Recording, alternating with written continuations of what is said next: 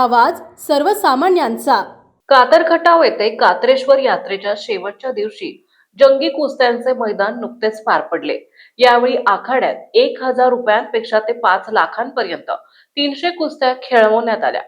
कातर खटावचे सुपुत्र तसेच महाराष्ट्र ज्वेलर्स कल्याण येथील उद्योजक बाबासाहेब किसन बागल हे गेली 6 वर्षे झाली कात्रेश्वर यात्रा उत्सवात कैलासवासी किसन बापू धोंडी बागल आपल्या वडिलांच्या स्मरणार्थ वैयक्तिक कुस्ती लावत आहेत। ही 2 नंबरची 4 लाखाची पोस्टर कुस्ती पैलवान माऊली कोकाटे हनुमान आखाडा पुणे विरुद्ध निशांत कुमार हरियाणा कैलासवासी किसन बापू धोंडी बागल यांच्या स्मरणार्थ बाबासाहेब किसन बागल तसेच कैलासवासी बाळासाहेब जगन्नाथ नलवडे यांच्या स्मरणार्थ अमोल बाळासाहेब नलवडे या दोन्ही मान्यवरांच्या तर्फे 4 लाखाची पोस्टर कुस्ती खेळवण्यात आली। कातर खटावचे आराध्य दैव श्री कात्रेश्वर यात्रेनिमित्त बाहेरगावी आणि गावातील असणारी उद्योजक मंडळी उत्सुकतेने पुढच्या वर्षीची यात्रेची वाट पाहत असतात। यात्रेला आल्यानंतर मनोभावे यात्रेमध्ये त्यांचा सहभाग दिसून येत असतो। कातर खटावमध्ये परंपरेनुसार कात्रेश्वर यात्रेनिमित्त आखाडा भरवण्यात आला होता। आखाड्यात 1 ते 5 नंबर पर्यंतच्या कुस्त्या प्रेक्षणीय झाल्या, तसेच छोट्या मोठ्या कुस्त्या चटकदार चितपट झाल्या। गावोगावी खेड्यापाड्यात यात्रेचा हंगाम सुरू असल्याने मुलींच्या कुस्त्या आकर्षण ठरू लागल्या आहेत, डोळ्याचे पारणे फेडण्याजोगे होत आहेत।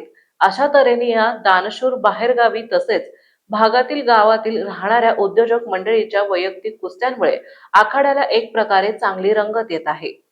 13 लाख लोक चालतात, एकही उपाशी झोपत नाही, त्या लेकरांना अन्न मिळत होतं। 9000 ओवाळलेल्या ओम नमोजी आद्या वेद प्रतिपाद्या जय जय स्वमेध्य आत्मरूपा रेड्या मुखी वेद बोलविला गर्व तुझ्यांचा हरविला शांती सूर्य प्रगटला तो ज्ञानोबा माझा।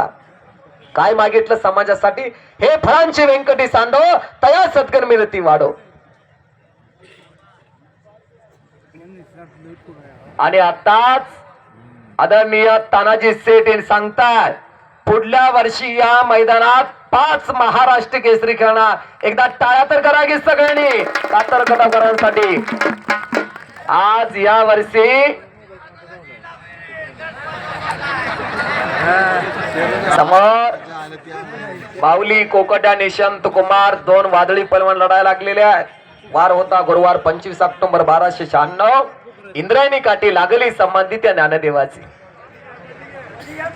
1400 वर्षे जगलेले चांगदेव महाराज कोरे ते कोरे राहिले, शेवट मुक्ताईने उपदेश केला। संपूर्ण यात्रा कमिटी आपण आकड्यावरती या।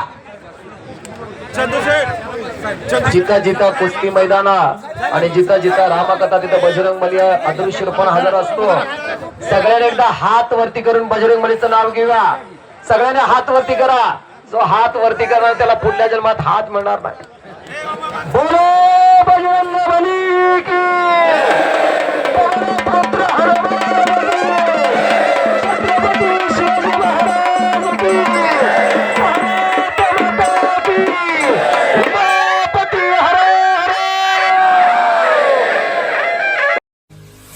आपल्या परिसरातील महत्त्वाच्या बातम्या पाहण्यासाठी मायभूमी न्यूज चॅनलला YouTube वर सबस्क्राइब करा आणि बेल आयकॉन प्रेस करा।